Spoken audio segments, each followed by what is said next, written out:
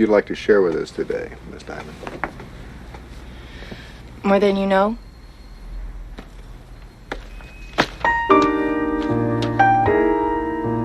Real slow, okay?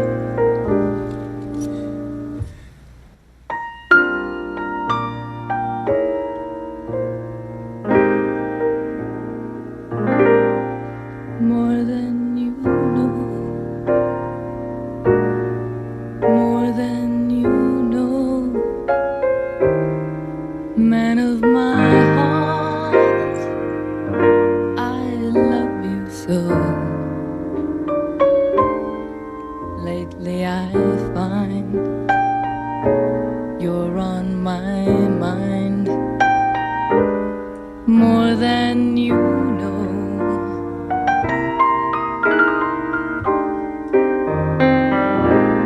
Whether you're right, whether you're wrong, man of my heart, I'll string along. You need me so, more than you'll ever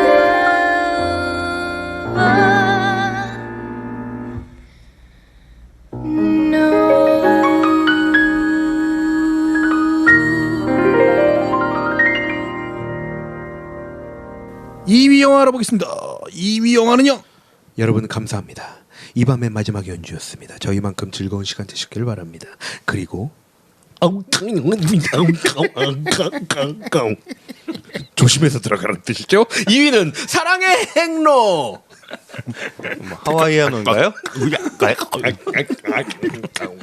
스타워즈야. 이거 하다 보니까 저기 중국 격투기 선수 이름이 나오더라고요. 아우르꺼러라고. 네. 사랑의 행로, The Fabulous Baker Boys죠. 원제는. 예, 원제랑 아무 상관없는 제목을 붙였습니다. 그러니까 사랑의 행로. 근데 이게 제목이 워낙 길고 원제는 사랑의 행로 괜찮은 것 같아요. 옛날에 뭐 여로 뭐 사랑의 파도, 여정 뭐 애수 뭐 이렇게 베이커 형제를 뭐 패버린다는 뜻이죠. Fabulous 하면 뭐 아주 뭐 멋들어진 뭐 이런 대단한. 뜻이죠. 대단한. The Fabulous Baker. 예? 베이커 무용보 보이스 이렇게 얘기할 수. 베이커 형제에 대한 얘기입니다. 예, 그렇죠. 베이커. 스티브 클로브스 감독의 영화고요. 스토브 클로브. 예, 이 사람은 원래 각본가인데 그렇죠? 이 영화가 이제 감독 데뷔작이라고 해요. 시나리오를 되게 많이 썼는데 우리가 아는 것 중에는 해리포터 시리즈. 해리포터 그 원작을 이제 영화화 할 때 그렇죠. 각본을 쓴 사람이죠. 그 스크립트로 아주 유명하죠. 예. 영화는 뭐 한두 편밖에 안 찍었어요. 그렇죠? 예. 그리고 우리 오샥 형이 좋아하는 제프 브리지스가 네. 예, 이 베이커 형제의 동생인 잭 베이커 역으로 나왔습니다. 잭이죠. 그리고 뭐 이 영화 때문에 좋아하죠. 예. 그리고 제프 브리지스의 형, 실제 형이에요. 실제 형이기도 예? 하죠. 이 영화에서 또 실제 형으로 나옵니다. 보 브리지스가 네. 프랭크 베이커로 나옵니다. 그렇죠. 그리고 미셸 파이퍼. 아, 그렇죠. 미셸 파이퍼가 여기서 수지 다이아몬드라는 이제 가수, 여가수로 나오고요. 수지 다이아몬드. 네, 이렇게 세 명이 주인공입니다. 이 영화는 1990년 네. 골든글로브에서 여우주연상 받았습니다. 아, 받았나요? 예, 미셸 파이퍼가. 예. 오스카에서는 후보에 오르고. 예. 예. 이 영화에서 아주 대단하죠. 예. 이 형제가 이 이후에는 이제 가끔 같이 출연한 적도 있었는데 이 영화에서 처음으로 같이 출연했대요. 예. 근데 실제로 이 두 사람의 사이가 그렇게 좋지는 않다고 해요. 아 진짜로요? 예, 이 영화에서도 그렇게 나오지만 그 에벌리 브라더스라고 그 유명한 가수, 듀오 있었잖아요. 네. 그 둘은 싸워가지고 몇십 년 동안 말도 안 했어. 나중에 근데 늙어가지고 화해하고 뭐 형제들이 그런 건가 보긴 합니다. 명절 때도 안 갔나? 명절 때 얘네들 따로 가고 엄마만 따로 보고 뭐 이런 식으로 하잖아. 대부 생각나네. 그리고 이 제프 브리지스랑 보 브리지스 아버지가 또 유명한 배우잖아요. 로이드 브리지스라고 옛날에 무슨 못 말리는 비행사 이런데 이렇게 카메오로 나오고 뭐 돌아가셨지만 정말 수많은 영화에 나왔던 배우 있어요. 옛날 분이죠. 그 아들들이죠. 그래서 이 보랑 제프랑 한 4살 차이 나는 것 같아요. 근데 한 20살 차이 나 보여. 보 브리지스는 약간 짜리몽땅한 스타일이고 제프 브리지스는 좀 멋있죠. 그렇죠. 호남형이죠. 이 제프 브리지스는 옛날에 70년대 킹콩 거기서 남자 주인공으로 나왔었고 그 이후에 수많은 영화에 아주 많이 나왔죠. 그리고 오스카 막 후보에도 많이 오르고 결국은 오스카를 받았죠. 결국은 받았죠. 네. 근데 요즘 젊은 친구들은 제프 브리지스를 잘 모르니까 어떻게 설명해야 되냐면 아이언맨에서 악당. 그렇죠. 아이언맨에서 아이언맨에서 저기- 아이언맨 1편에서 예. 그 민머리 그렇죠. 민머리에 흰 턱수염, 민머리 흰 수염. 악당으로 나오죠. 그렇죠. 참 왜 찍었을까라는. 그리고 약간 영화 보신 분들은 위대한 레보스키 뭐 네. 여기 주인공이죠. 거기서 하여튼 이 제프 브리지스가 정말 멋있게 나오는 그런 영화입니다. 근데 진짜 멋있던데. 너무 멋있죠. 약간 사기 캐릭이에요. 너무 멋있어. 아니 뭐 과묵하지, 피아노 잘 쳐, 잘생겼어, 거기에 줄담배를 노래 좀 잘해. 그 엄청난 손놀림 그 스킬. 그러니까 여자들도 그냥 다 그냥 줄서 꿈뻑 죽는. 아무튼 자, 이 사랑의 행로는 이거 역시 제가 애장하고 있는 영화고 자주 보는 영화고 지금도 자주 봅니다. 이게 80년대 말 영화인데도 불구하고 나한테는 전혀 그 시류나 유행을 타지 않는 영화이기도 하면서 음악 영화 이전에 이 사람들 어떻게 보면은 성공하지 못한 음악가들 아니에요. 그렇죠. 그렇죠? 그냥 그런 면에서 많이 공감이 되시네요. 그래서 저기 아주 약간 좀 그렇지만 그 삶을 사는 그냥 뮤지션이 보이고 그러니까 생활형 뮤지션. 그렇죠. 생활형 생활형 뮤지션인데 또 음악에 대한 자존심이나 그렇죠. 어떤 꿈은 있는. 그렇죠. 그러니까 형은 생활형 뮤지션이고 네. 동생은 그냥 그 형이랑 어릴 때부터 그냥 자기 DNA에 새겨진 것처럼 그렇게 한 건데 그냥 그렇게 했던 거야. 그냥 반평생을 그렇게 살았던 거죠. 누구에도 공감돼요? 동생한테, 난- 제가한테 되겠지. 넌 둘 다 이렇게 합쳐놓은 것 같긴 한데 뭐 형처럼 그 형처럼 했으면 돈 좀 벌었겠지. 하지만 뭐 그런 거 다 떠나서 그냥 좋아요. 나는 이 영화 음악도 좋고 중간에 이렇게 사는 모습들이 막 부럽다거나 그런 건 아닌데 그냥 이렇게 좋아요. 음악도 데이브 그리슨이 했고 네. 또 이제는 아닌데 예전에는 미셸 파이퍼가 참 좋았죠. 이 영화에서 너무 섹시했고. 아이고. 근데 지금은 이렇게 보면은 좀 이 미셸 파이퍼를 왜 캐스팅했을까 이런 생각도 좀 들긴 하는데. 그래요? 그래요. 원래는 마돈나를 하려고 했대요. 원래 마돈나를 하려고 그랬대요. 마돈나가 수지 다이아몬드가 될 뻔했어요. 그렇죠. 근데 마돈나가 거절했대요. 왠지 알아요? 내용이 너무 감성적이라고. 아 진짜로요? 그리고 데보라 윙거도 뭐 오퍼를 받았었다고 하고요. 그런 건 노래 못 하는데. 네, 근데 안 한다고 그랬고 조디 포스터나 제니퍼 제이슨 리 그리고 브룩 쉴즈 뭐 이런 배우들이 저기 수지 다이아몬드의 물망에 올랐었다고 하더라고요. 근데 미셸 파이퍼 뭐 캐스팅 잘했어요. 그리고 실제 모든 노래 본인이 다 했고. 그렇죠. 예. 근데 원래 미셸 파이퍼가 노래 잘하잖아요. 그렇죠. 근데 이 영화에서 이제 자기가 진짜 매력 있는 보컬로 이제 역할을 해야 되니까 거의 뭐 하루에 10시간 이상씩을 노래 연습을 했대요. 이 영화를 위해서. 그럼요. 이 정도로 하려고 그래도 네. 쉽지 않은 거고. 지금 보면은 음정이랑 이런 게 아주 굉장히 정확하고 이렇게 음정 박자 정확하게 부르기 쉽지 않은데 왜냐하면 이때는 보컬을 이렇게 보정하는 기술이 89년에는 지금처럼 없었습니다. 오토튠 같은. 그렇죠. 지금 그 오토튠으로 지금 나온 여러분들이 듣는 모든 음악들은 오토튠을 거친다고 보시면 됩니다. 대부분의 가요들이 다 그런데 이 뭐 보정도 없이 이 정도로 하는 거 아주 훌륭하게 했죠. 그리고 이 사운드 트랙도 참 좋아요. 네. 그래서 미셸 파이퍼가 부른 그 재즈 스탠다드들이 있습니다. 네. 이 영화에서 음악을 빼면 근데 남는 게 없잖아, 사실. 그 뭐가 형제 얘기가 나와 있죠. 형제 얘기. 형제. 저는 제가 형제라서 그런지 되게 공감이 되던데. 아 여기 또 네, 형제의 멀고도 가까운 그 사이가. 최과장과 진욱이는 아니, 그러니까 진욱이는 제가 보기에는 되게 사이가 좋은 형제고요. 저랑 동생도 뭐 사이가 나쁘지 않은데 그래서 이게 의견이 좀 다르고 싸우기도 하고. 치고받고 이렇게 싸워본 적 없잖아. 그러진 않죠. 예, 어렸을 땐 싸워도 이렇게 커가지고 이렇게 치고받고 싸우고 그러진 싸우지 않죠. 않았죠. 예. 그러진 않은데 이게 멀고도 가까운 관계가 있거든요, 형제. 근데 이 형제가 아주 오랫동안 같이 어떻게 보면 생업을 같이 해온 형제인데 이제 결국에는 이제 깨지게 되는 그렇죠. 그 얘기가 얼개인데 거기에서 또 이렇게 서로 성질도 나고 막 화도 나고 서로한테 그러기도 하지만 또 보듬는 마음 그런 것도 느껴지고 그래서 저는 그게 되게 짠하게 다가오더라고요. 맞아요. 그럴 수 있겠네요. 네. 근데 이제 여기서는 이 형제가 같이 일을 하니까 아무래도 더 그렇죠. 가차이 있으니까 더 부딪히고 하겠죠. 그렇죠. 글쎄요, 이렇게 우리가 그 동안에 뭐 여러 가지 장르를 좀 넘나 들었는데 이 사랑의 행로, Fabulous Baker Boys는 장르를 뭐라 그래야 될까요? 재즈? 재즈라고 하기 좀 그렇고 컨템포러리?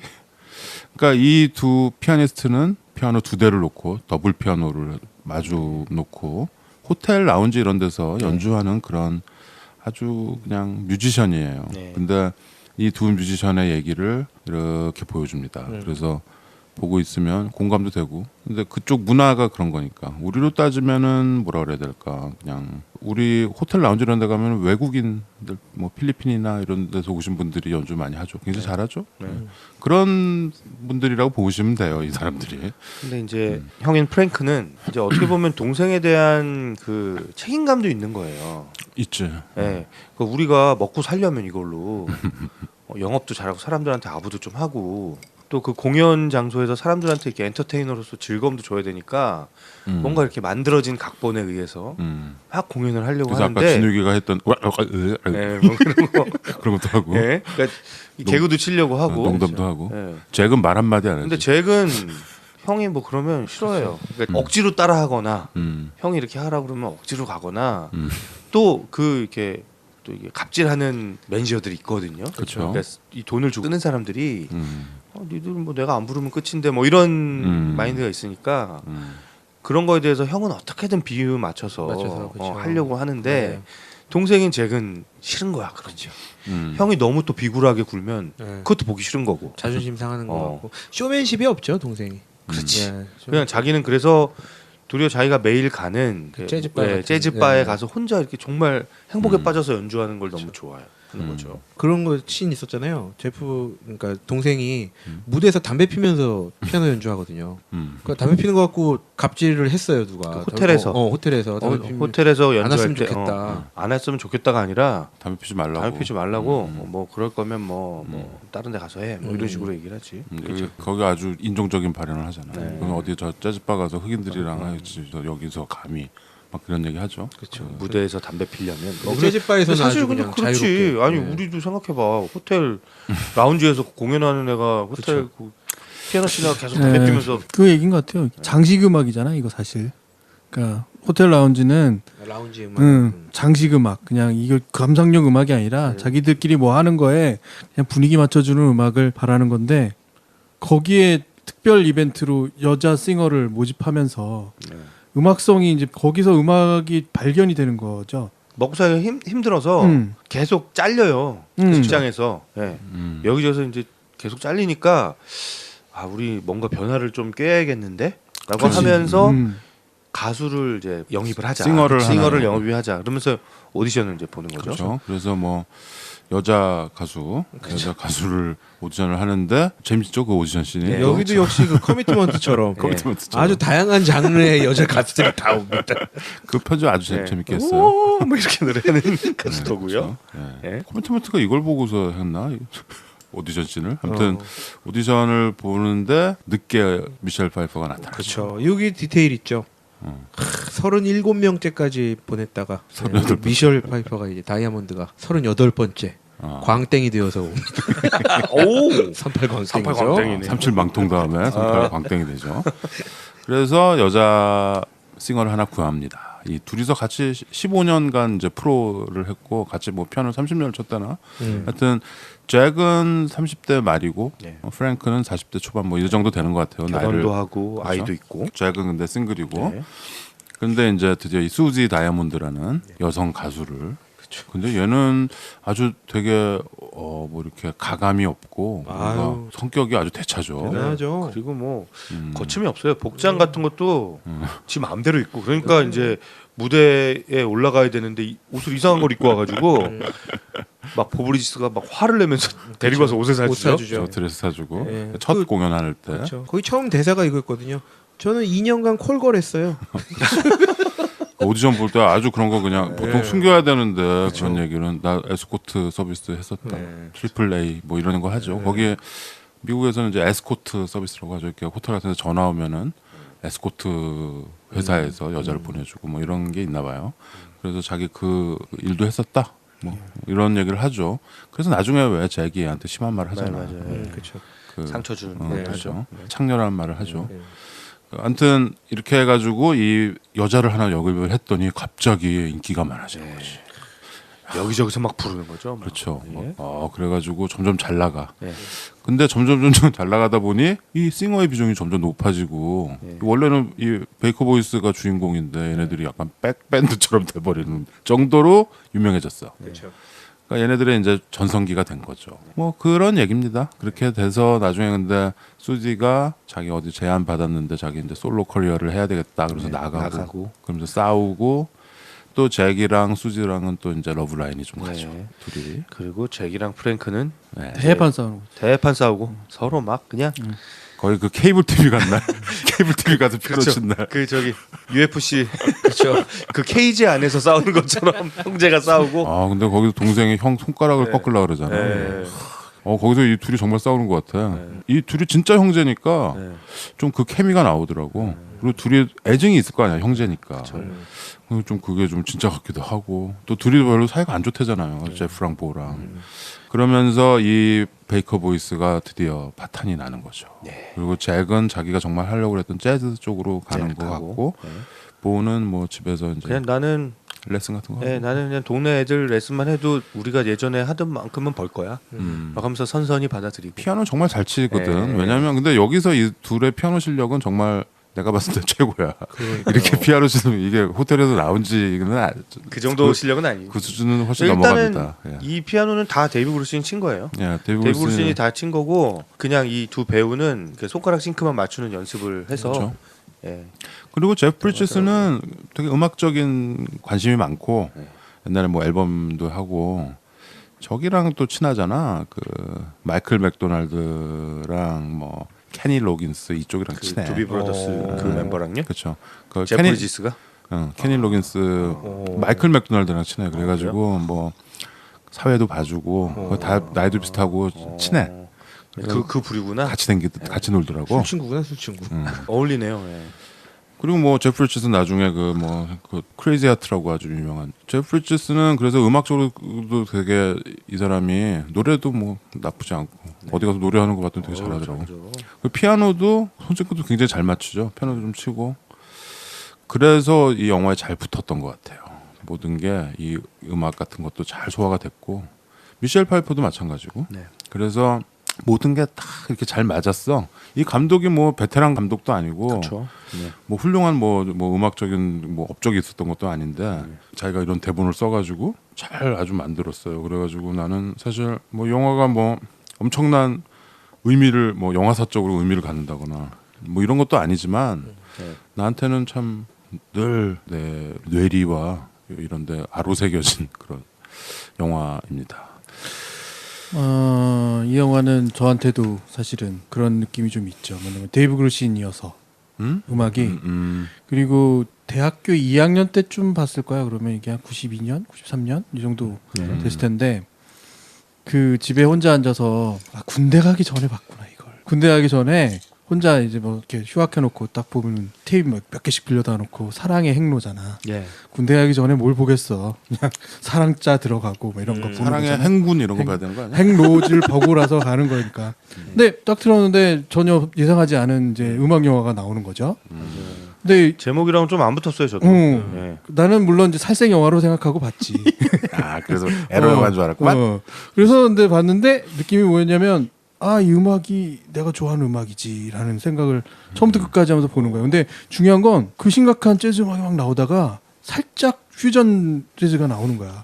나한테는 퓨전을 먼저 들었다가 다시 재즈로 이렇게 넘어갔던 그런 순간들이 있어서. 그러니까 이게 내가 음악 장르를 아까 설명하면서 약간 좀 명확하지 않았던 게 뭐냐면 이 사운드 트랙이나 이 음악의 테크닉이나 이런 거는 아주 재즈예요.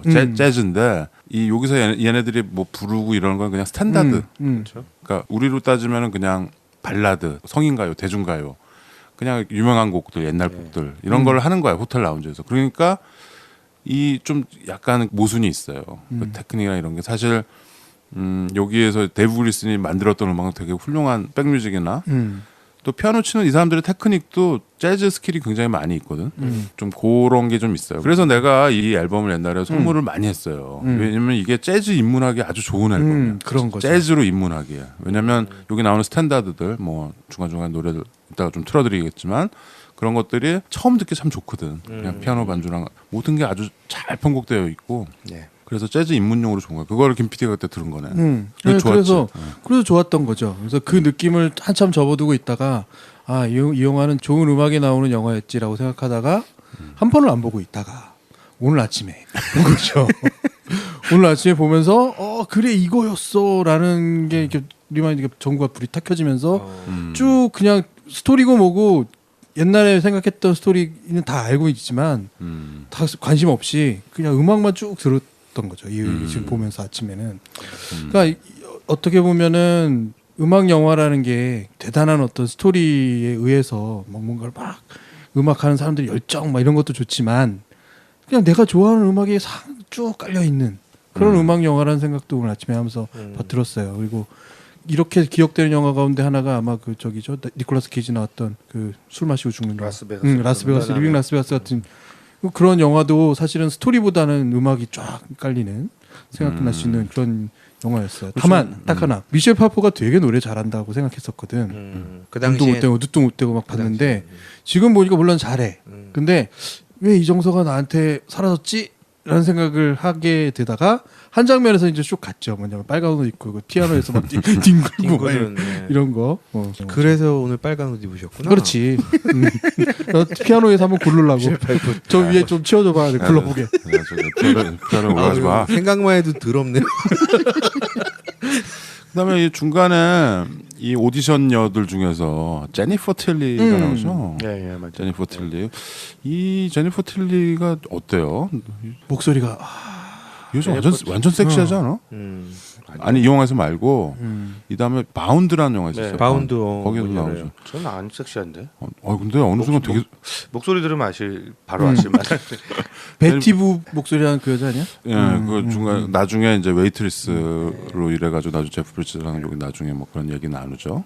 하여튼 제니퍼 틸리가 나와요. 그 You Can Read the Sunrise 이 노래 뭐죠? 캔디맨 그 노래 부르죠. 오디션 되게 못해가지고 제프 브리츠가 웃으면서 반주해주죠.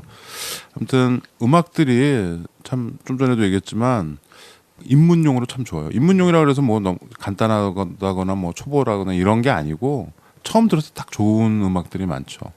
특히 이제 뭐 여기 재즈 스탠다드라고 하죠. 보통 재즈 스탠다드 하면은 뭐 옛날 뭐 영화에 나왔다거나 옛날 뭐 무슨 전통 민요라든가 이런 거를 계속 사람들이 계속 그 노래를 자기 앨범에 넣으면은 그게 스탠다드가 되는 거예요. 예를 들어서 뭐 대표적인 게 무슨 Somewhere Over the Rainbow 이런 거 있잖아요. 그게 오즈의 마법사에 나왔던 영화 음악이잖아요. 거기서 도로시가 부르는 거잖아. 옛날 영화에 나왔던 거잖아요. 근데 그거는 지금 팝이나 재즈 스탠다드가 됐잖아요. 그렇죠. 수많은 가수들이 그거를 부르잖아 다시. 네. 문리버도 그렇고. 그렇죠. 문리버도 티파니에서 아침을 나왔던 거고. 그러니까 여기서 보면은 처음 오디션 곡으로 More Than You Know를 부르잖아. 그렇죠. 거기서 그 제프 브리츠가 물론 데이브 그루슨이 쳤거나 딴 사람이 세션맨이 쳤겠지만 그 피아노가 예술이잖아. 전주가. 미셸 파이퍼가 좀 느리게 해달라고 그래서 나오죠. 그러면서 미셸 파이퍼가 More Than You Know를 오디션 곡으로 딱 부릅니다. 앞에 그 30 몇 명? 37명 지나고 37명 중에 제대로 음정도 안 맞는다고 막 보브리츠가 막 짜증내는데 정말 쓸 사람 없다고 막 그러고. 근데 갑자기 딱 그 노래를 하니까 둘이서 회심의 미소를 짓죠. 눈빛이 삐르릉. 그럼 그리고 이제 첫 그 호텔에서 공연을 하는데 이제 거기 이제 재즈 스탠다드가 하나 나오죠. 이제 미셸 파이퍼가 처음 막 드레스 사가지고 와가지고 막 가사도 막 손목에다 해놓고 그러는데 갑자기 F 워드를 마이크로 하고 막 완전히 이제 망치는 분위기인데 그래서 보브리츠가 피아노 전주를 시작하면서 자기가 노래를 불러요. 처음에는. 왜냐면 얘가 완전히 당황했으니까. 그러니까 제프 브리츠도 한마디 부르죠. 그렇죠. 그다음에 뭐 Dance and Dance 뭐 이거 나오잖아요. 갑자기 미셸 파이퍼가 노래를 하기 시작합니다. I work at the Palace Ballroom, but gee, that palace is cheap. When I get home to my chilly hall room, I'm much too tired to sleep.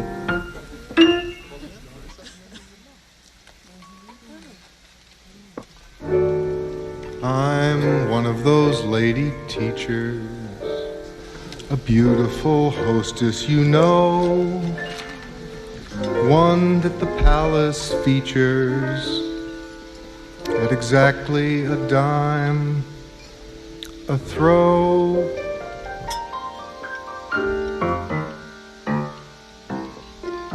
Cents a dance, that's what they pay me. Gosh, how they weigh me down. 10 cents a dance, pansies and rough guys, tough guys who tear my gown. 7 to midnight, I hear drums. Loudly the saxophone. 이게 이제 10 Cents a Dance라는 그 한 곡에 10센트라는 이거 옛날에 뭐 1930년대 이때 나온 노래예요. 그 리차드 로저스 그 사운드 오브 뮤직 작곡한 그 사람이 쓴 곡이죠. 이게 뭐냐면 옛날엔 택시 댄서라는 게 있었어요. 미국에. 뭐냐면 댄서인데 택시인 거야. 그러니까 이게 무슨 무도회장 같은 데서 한 곡을 춤을 춰주고 10센트를 받는 거예요. 100원. 그게 택시 댄서야. 그 택시 댄서의 애환을 노래로 만든 거죠. 이제 그런 직업은 없죠. 근데 그땐 그런 게 있었나 봐요. 미국에. 거의 100년 전엔. 그때 나온 노래가 재즈 스탠다드가 돼서 지금 나오는 이 음악입니다. 이거를 미셸 파이퍼가 이렇게 부르고 사람들을 쫙 집중시키죠. 그렇죠. 되게 섹시하죠. 흐느적 부르죠. 그러고 나서 그 공연 끝나고 막 구두 막 벗어서 던지고 네. 그렇게 하죠. 전 10 Cents a Dance. 이게 참 이 피아노 두 대랑 그냥 여성 보컬인데 참 꽉 차죠 소리가. 네. 피아노 두 대로 이렇게 하니까. 사실 근데 피아노 두 대가 동시에 치면 굉장히 시끄럽거든요 원래. 뭐 이렇게 밴드 연습해 보면 네. 몸의 리듬감이 정확히 없으면은 이 피아노가 막 같은 힘을 막 좀씩 틀리게 치고 이러면은 되게 그렇죠. 예. 시끄러워요. 근데 여기서 뭐 거의 완벽하게 둘이 하죠. 막 겹치고 막 어긋나고 뭐 이럴 수 있으니까. 그렇죠. 네. 근데 두 사람은 워낙 오랫동안 합을 맞춰왔던 형제이기 때문에 서로 이제 롤이 쫙 나눠져 있는 거죠. 그렇죠. 그렇죠. 둘 다 실력도 엄청 뭐 좋은 거고. 그래서 영화를 보면 이제 피아노 배치를 좀 볼 수가 있는데 원래 이렇게 피아노 두 대가 연주가 들어가면 서로 마주보고 치는 경우들이 많습니다. 영화의 초반에는 마주보고 쳐요. 근데 이제 이 미셸 파이퍼 수지 다이아몬드의 이제 이 위치가 조금씩 커지면서 이 피아노가 등 돌리고 치는 장면이 그런가? 있어요. 예. 형제가 등 돌리고 피아노 배치를 이렇게 반대로 해놓고 가운데서 미셸 파이퍼가 이렇게 노래를 부르는 장면이 있더라고요. 그래서 그것도 좀 재밌게 봤습니다. 그러다가 이제 이 영화에서 뭐 별일이 안 생기는데 이제 영화에서 약간의 이제 변곡점이 있는 게 이제 크리스마스 새해 요때가 이제 미국은 홀리데이 공휴일이잖아요 쭉. 그렇죠. 근데 얘네들이 어디 리조트에 고급 리조트에 공연을 가는 거죠. 거기에 이제 좀 묵으면서. 그러니까 여기가 지금 배경이 시애틀이에요. 네. 그러니까 이 도시가 시애틀이죠. 근데 교회로 거기 아주 그냥 얘네들도 짐 싸가지고 아예 한 일주일 가 있는 거야. 네. 공연을 그 저녁 때마다 하고 새해 뉴이어스 이브까지 하고 오는 거죠. 그렇죠. 그래서 이 셋이 이제 가서 거기가 이제 이제 로맨스도 좀 생기고. 네. 형이 갑자기 집안에 일이 생겨서 갑자기 가야 되는 상황이 생긴 거예요. 그러니까 그 고급 리조트에 큰 스윗룸 같은 데서 묵다가 덩그러니 둘이 남은 둘만. 거죠. 네. 그러니까 잭과 호텔에 보면은 수지가 예를 들어서 뭐 1201호 A가 있고 B가 있는 거야. 그러니까 통화하는 그렇죠. 분이 있고. 그러니까 방 스위트가 두 개가 있는 거죠. 네. 보통 뭐 그렇게 해서 저쪽 방엔 수지가 있고 이쪽 방에 이 베이커 보이스가 있었는데 안전장치였던 형이 없어진 거야. 그러니까 이게 둘이 두 싱글 이 선남선녀가 어떻게 됐겠어요. 저 개벌은 남 안 주죠. 근데 사실은 미셸 파이퍼가 그 잘 그렸는데 자꾸 훔쳐보고 미셸 파이퍼가 먼저 마음이 있어. 둘 다 마음이 있죠. 근데 마음이 있는데 미셸 파이퍼가 이렇게 못 감추고 막 이렇게 보이죠. 그러면 제프리 씨가 이렇게 가만히 있다가 이 정도 넘어왔을 것 같은데 너무 움직이고. 그 둘이서 이렇게 서로 이렇게 간 보는 그런 네. 신이 좀 있어요. 그래서 그날은 아무 일이 안 생겨. 서로 이렇게 조심하다가. 네. 그런데 근데 이제 그 빨간 드레스 그게 문제지. 그 이제 1월 1일이었겠죠. 그 뉴이어스 파티 끝나고 완전히 난장판된 파티. 사람들이 이제 파트너를 찾으세요. 뭐 그리고 자 10, 9, 8, 7, 6 뭐 이렇게 카운트다운 하고 이제 해피 뉴 이어 하는데 갑자기 이제 쓱 수지가 다가가는 거죠. 진짜 언제 다 갔죠. 예. 이게 굉장히 밀당이 기가 막혀요. 이게 네, 내가 고수들, 그거를 고수들. 군대 가기 전에 봤으니 그게 얼마나 막 서무쳤겠어. 그렇죠. 이거 어떻게 해? 이거 어떻게 하냐면 이제. 그리고 요때 이제 그 미셸 파이퍼가 요 전 씬도 그렇고 피아노 위에 올라가서 아까 김 PD가 네. 얘기했던 그 피아노 위에서 막 노래하는 누워서 노래하고 거기 그죠? 그때 불렀던 노래가 이제 Making Whoopie. Another bride, another June, another sunny honeymoon, another season, another reason for making whoopee.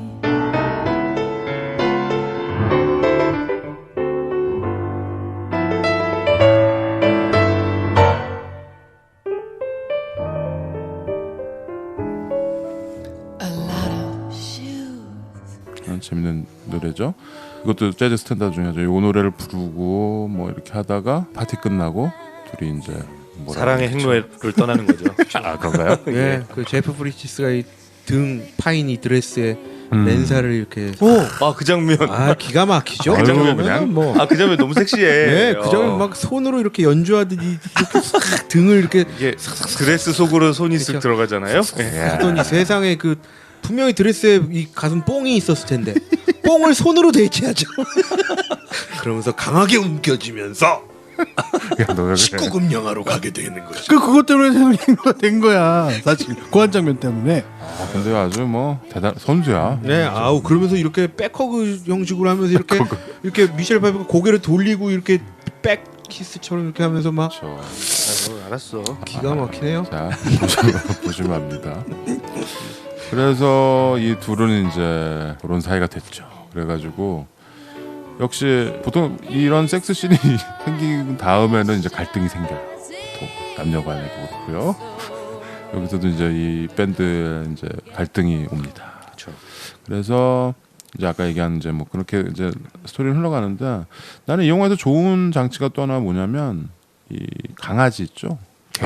예. 개그물. 에디라는 개가 있어요. 이게 저 잭이 혼자 사는데 그 개랑 같이 사는 큰 개죠. 큰 네, 개고 사냥개죠. 그다음에 위층인가 사는 리나라는 네, 꼬마아이가 있어요. 꼬마아이가 있어요. 그러니까 거기는 엄마랑 사는데 무슨 일 있으면 이렇게 내려와 쪼르르 내려와서 그냥 창문으로 막 엄마한테 그렇게 사랑을 못 받는 아이인 거지. 뭐 좀 그냥 약간 이렇게 던져놓고 대충 키우고 엄마는 자기 생활에만 그렇죠. 집중해서 엄마는 남자들 이렇게 집에 데려오고 네. 계속 그러는 거. 그럴 때마다 이 이제 잭이 그렇죠. 그 집 윗집 아이를 돌봐주죠. 그러니까 얘가 그 내려와서 피아노도 배우고 맨날 징글벨을 치고 있잖아.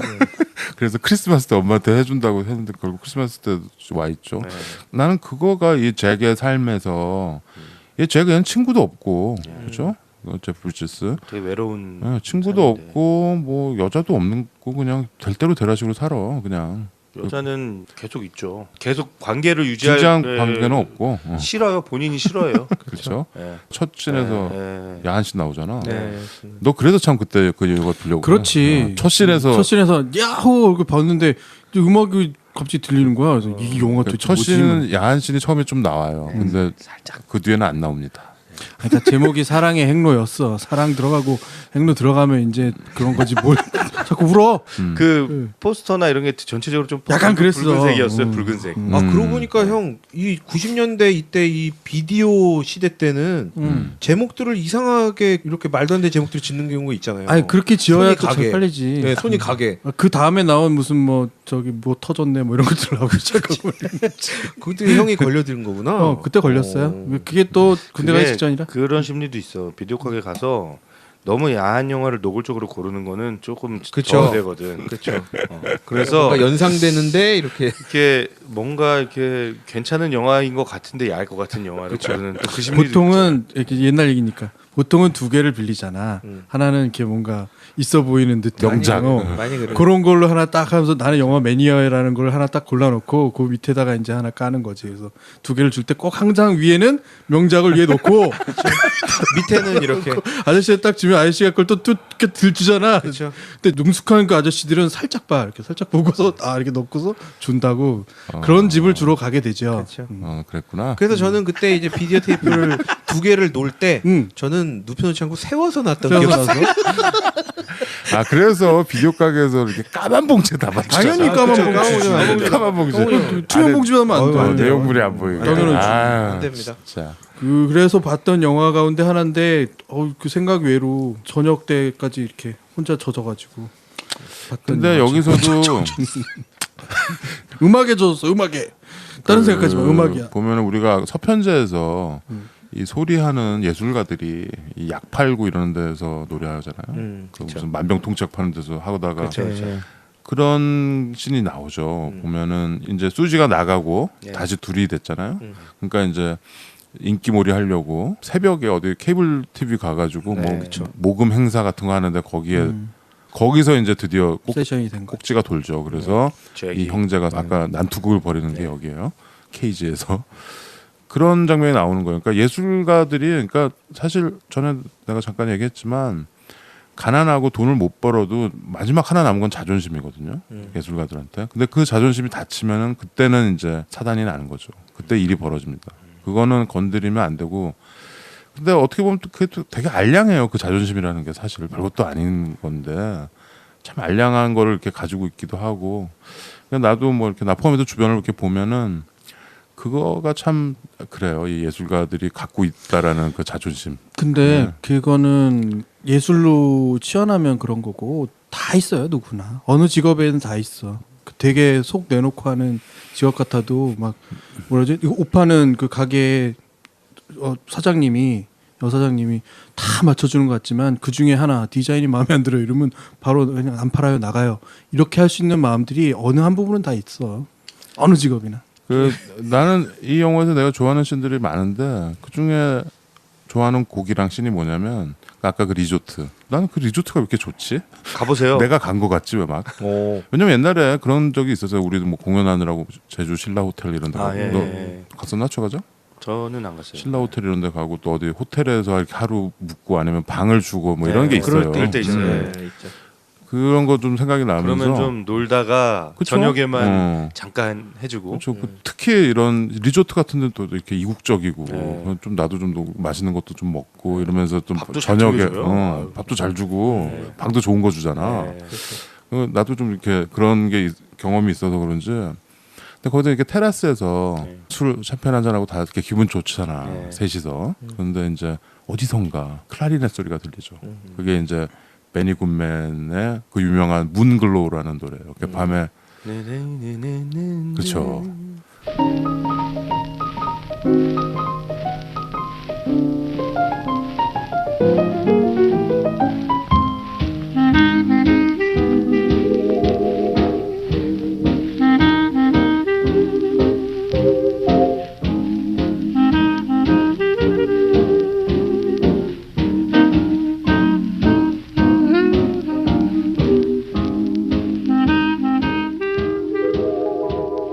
근데 이 문글로가 어디서 이렇게 들리는 거야. 그러니까 이 노래가 가면서 이제 보브리지스가 자기 와이프 만난 얘기, 자기 참 행운하다 와이프. 그 미셸 파이퍼도 그런 얘기를 해요. 참 성실한 남편이야. 또 가정적이고 참 착해. 여자 입장에서 이런 남자가 좋은 거죠. 그렇게 생겼어요. 그리고. 그러면서 나는 참 내 와이프를 얻어서 행복하다. 머리 빈 곳에 페인트 칠하는 그렇죠. 머리에 그 이렇게 뿌리고 스프레이. 구멍이. 그러면서 이렇게 춤을 추잖아요. 네. 그러면서 이제 자기는 나 취했네 들어가면서 둘이 춤춰 그러면서 그래서 동생한테 쓱 밀어주는 거지. 동생한테 네. 살짝 밀어주지만 근데 형은 절대 동생이랑 둘이 그날 이제 술 취해서 그런 거지 둘이 눈 맞기를 원하지 않죠. 동생한테 너는 저기 저 웨이트리스들이랑 계속 놀아. 쟤 건들지 마 이러잖아. 팀 깨질까봐. 그렇죠. 왜냐면 사단이 난다는 거 아니까 현명해. 근데 그 씬에서 나오는 그 문글로랑 밤의 그 테라스 분위기 이런 게 난 참 좋아요. 그래서 문글로는 아직도 들으면 그 생각이 나요. 이 사랑의 행로도 생각나고 미셸 파이퍼도 생각나고 또 다른 여자도 생각나시죠. 그렇죠. 문글로우를 듣는. 실제로 내가 그래 본 적이 있어가지고 이 음악에 움켜쥐었어요? 야야 자식. 춤을 추지 잔을 않았냐는 그 샴페인 잔 말하는 거지. 뭐 여러 가지 움켜쥐는 거니까. 근데 그거는 굉장히 오래된 곡이죠. 그 베니 굿맨이 연주한 그 씬이 기억에 많이 납니다. 저 항상 이 영화 보면은 항상 나도 그냥 그 테라스에서 샴페인 마시면서 문글로우 들으면서 그렇게 놀았으면 좋겠다 이런 생각이 듭니다. 그렇죠. 이 영화는 그냥 거기 그 시간이 딱 정지된 그 순간에 쭉 흐르는 음악들인 것 같아요. 그냥 뭐 할 거 없고 그냥 약속도 없고 그럴 때 이거 음악을 하나 딱 들어놓고 보면 그 시간이 가장 행복한 시간으로 변하게 만드는 그런 음악들. 그런 음악들을 연주하는 사람들은 항상 이런 것들이 있나 봐. 서로 싸우고 막 뭐 눈독 들이고 뭐 어디나 다툼하고. 인간들이 있는데 다 똑같죠. 근데 그 음악이 좋은 거는 그 뒷모습은 영화를 통해서나 보는 거고요. 음악에는 안 나타나는 거죠. 아까 우리 그 커미먼트에도 나오지만 뒤에서 그 지랄났게 싸워도 그냥 앞에서는 정말 신나는 음악을 연주하는 그 음악 하나가 보여주는. 그래서 사람들은 밴드도 좋아하고 재즈도 좋아하고. 어때요? 뮤지션들이 이렇게 좋아하는. 큰 돈을 못 벌어도 이렇게 다니면서 그냥 피아노 치고 노래하고 이렇게 해서 밥벌이 하면 좋겠어요? 회사 다니는 것보다? 아니요. 그냥 회사가 나요? 네, 저는 뭐 돈은 따로 벌고요. 좋아하는 건 따로 하는 게 맞는 것 같아요. 저한테는. 왜냐하면 안정적인 생활 없이 사는 게 제 성향에는 안 맞는 것 같아요. 그렇죠. 그래서 여기서도 이 형인 프랭크가 네. 계속 하는 게 그거잖아요. 영업하고 예. 비 맞추고. 그러니까 누군가는 그 일을 해야 되니까. 저는 그 잭이나 프랭크 두 사람의 유형으로 크게 분류를 한다면 저는 프랭크 쪽에 가까운 것 같고요. 그렇게 살아왔거든. 그래서 모든 뮤지션들한테는 매니저가 필요해요. 그러니까 음악은 음악하고 무대에서 노는 건 네 마음대로 하고 내가 그걸 한다. 그 관리는- 대신 내가 20% 받을게. 그건 나는 되게 합리적인 것 같아요. 근데 우리는 또 매니저, 에이전트 이 시스템이 잘 안 돼 있어서 뮤지션들이 자기가 영업하고 자기가 그거 다 해야 된다고. 여기서 보브리제스가 프랭크가 막 자기네 그 포스터 이런 거 이렇게 싸가지고 댕기고 의상 다 준비하고 이렇게 하잖아요. 그런 것처럼 뭐 좀 구질구질한 그런 뮤지션의 뒷모습을 볼 수 있는 그런 영화이기도 하고요. 내가 보기에는 그 동생은 형이 그런 거보다는 형이 계속 그러는 거에 대한 자리가 자기가 없는 것 아닐까 그런 생각도 나중에 조금 하긴 했어요. 나는 계속 로봇처럼 음악만 해야 되나? 그러니까 자기가 스스로 음악을 할 수 있는 곳을 찾아가는 게 결국 재즈바가 아니었을까? 자기 스스로를 내보일 수 있는 곳, 스스로 살 수 있는 곳. 근데 이제 먹고 살기는 깝깝해지는 거죠. 그래도 자기가 할 수 있는 자기 결정권이 필요한 거지. 근데 보이는 모습은 딱 그런 건 있지. 뭐냐면 동생이 그냥 내 거를 둬. 형이 하고 싶은 대로 다 하라고. 그래서 그냥 납기 두는 것도 있지만 그 미셸 파이퍼를 통해서 결국은 깨우쳐지는 것 아닌가 싶어. 이건 내가 결정해야 될 문제들이 있구나라는 것들에. 뭐 형 동생 얘기가 나와서 그랬지만 형은 결혼해서 가정이 있고 동생은 또 자유분방하게 있다 보니까 또 이렇게 또 그 아까 전에 최 과장님이 형 동생의 그 다투는 장면을 얘기를 했는데 그게 사실 저도 조금 지금 생생하게 그려질 정도로 좀 기억에 남아 있어요. 동생이 형을 이길 것 같아요. 훨씬 힘이 싸우면, 세더라. 네. 커? 그리고 심지어 키도 크고. 예, 그 장면에서도 형이 제압을 당하고 오른손을 내주고 동생이 오른손을 손가락을 꺾으려다가 형이 손가락 이러면서 이제 놔주죠. 그러니까 약간 그 기싸움이나 그런 싸움이 저도 제 동생한테 느꼈던 그런 것들이 있거든요. 예, 제 동생이 저보다 키가 크면서 형으로서는 하지만 한번 제가 얘기했던 것 같은데 이렇게 제가 동생을 훈계하고 이렇게 손을 대다가 동생이 부엌에서 화가 났는지 라면 냄비를 들고 제 뒤통수를 내리쳤다. 무슨 막장 드라마야? 라면 냄비가 찌그러지면서 예. 순간 둘 다 멍하니 벙찐. 동생은 내가 지금 무슨 짓을 한 거지? 이런 표정. 저는 지금 뭐가 왔다 갔다 한 거지? 이러고 둘이 아무 말 없이 동생은 씩씩대고 라면 냄비를 던지고 방으로 들어가 버리고 저는 이 상황이 어떻게 된 거냐고 그 찌그러진 라면 냄비를 피려고 막 고생을 했던. 네. 그 뒤로 이제 둘이 물리적인 그런 건 없지. 없어요. 딱 그 순간 한 번이 있었던 그 거예요. 터닝 포인트가 있더라고. 딱 그 순간에 오히려 그 뒤로 진짜로 이렇게 질풍노도의 시기가 동생한테 왔는데 제가 이렇게 어떠한 훈계하는 그런 자리에서는 되게 이렇게 고양이 앞에 쥐처럼 이렇게 예. 그러니까 동생도 형이 훈계 형을 아니야? 망가뜨릴 수 있다는 걸 알면 그게 그렇게 하는 거야. 전 근대적이야. 동생이 훈계의 대상이야? 뭐예요? 또 지금 분위기를 뭐 어떻게 만들자. 그게 남자 형제니까 그런 거예요. 여자 아니, 근데- 남매 정도 되면 어떻게 되냐면 나중에 이제 여자 동생은 정말 잔소리꾼이 돼. 그리고 도저히 힘이나 이런 거 아니라 기로 어떻게 할 수 없어. 여동생은 그냥 그래. 약간 뭐랄까 한 10년 된 부부 생활하고 비슷해. 나 여동생 같이. 뭐 집집마다 다 다르지 뭐. 네. 하여튼 저는 그래서 둘의 그 싸움 장면에서 아 형은 형이고 동생은 동생이다라는 걸 솔직히 좀 느꼈거든요. 예. 동생이 꺾을 수 있으면 꺾었어요. 예, 형의 손가락을. 예, 그리고 안 보면 되거든. 그 장면이 있구나. 안 보면 되거든. 왜 안 그리고. 꺾었나? 형의 생업인데 그걸 어떻게 꺾어? 아니요, 그게 이제 안 본다면 그거 꺾고 그냥 안 보면 돼요. 근데 아니, 그건 안 볼 게 아니라 그럼 형의 삶을 꺾는 건데. 그렇지. 아니 그러니까 그래서 형은 형이고 동생은 동생이다라는 얘기를 하는 거예요. 그러니까 거기서 형이 그러잖아. 손가락 막 그러잖아. 그러니까 걔도 정신 둘다 차린 거야 거기서. 얘네들한테 제일 중요한 신체 부위거든. 손가락이라는 게. 그러니까 그거 그러니까 알지 또 서로. 하나 동생이 왜 손을 잡고 그러냐라는 것도 다른 부분이 있는 거야. 손을 가지고 제압하면 형이 꼼짝 못할 거라는 걸 아는 거지. 그건 되게 잘 표현된 것 같아. 손을 잡고 막 뭐라고 하는 거. 저는 근데 거기서 좀 비애가 느껴져서 물론 비애를 느끼라고 만든 장면 아닐까? 뮤지션의 비애가 있어요. 그런 거 보면 그렇게 치고받고 싸우고 정말 아유 그냥 최과장처럼 그냥 회사 다녀 회사. 음악하지 말고 회사 다녀 회사. 저 되게 회사원을 음악하는 사람들이 겪는 것만큼 치열한 걸 겪고. 뭐 저는 뭐 그렇게까지 설명하고 싶진 않아요. 그래 맞는 아니, 얘기인데. 다 있는데. 그래서 설명하지 마요. 듣는 분들은 다 알아. 그래. 예, 맞아, 뭐 맞아. 모르지. 얘기하지 이거 마. 안 해본 사람 뭘 알아. 그래.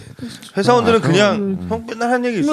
텐션을 그냥 뭐 돌면서. 텐션 놀아도 월급 탁탁 그럼. 걷잖아. 이 얘기 하잖아요. 예. 잘 모르니까 하는 얘기지. 그 월급이라는 게 엄청난 거야. 그러니까 회사 탱자 놀건 열심히 일하건 누구 마당새가 되건 회사 다니는 게 좋아요. 음악하고 그러지 마시고요. 그건 정말 힘든 겁니다. 그 얘기였어요? 난 회사 비하할 생각 전혀 없고 뭐 대단한 겁니다. 그거. 그 대단하지. 저 평소에 하는 말은 좀 다르네 저한테. 네가 얼마나 대단한 나라를 구하냐? 아니 근데 사실 지금 우리 반어법이지, 얘기는 맞아. 최관장님 얘기 그거였는데 그 월급도 되게 치열하게 살아야지 받을 수 들어온다라는 있는 거죠. 그 얘기였는데 갑자기 치열하게 살아. 치열하게 이거 봐, 이거 가가지고 그냥 하는 거지. 가서 뭐 저기 리조트 가서 텐자스에 돌면서 뭐 저 여자 저 등주무르고 그러고 받는 돈이 뭐하고 이렇게 손바닥 발이 되도록 비벼가서 돈 쟤 받는 지금 거. 어느 나라 말하고 있는 거냐? 잘할 줄 아냐? 일본말 같아요. 똑같은 거지. 막무가내 신체 공격 영화 리스트업. 무슨 영화를 보겠다고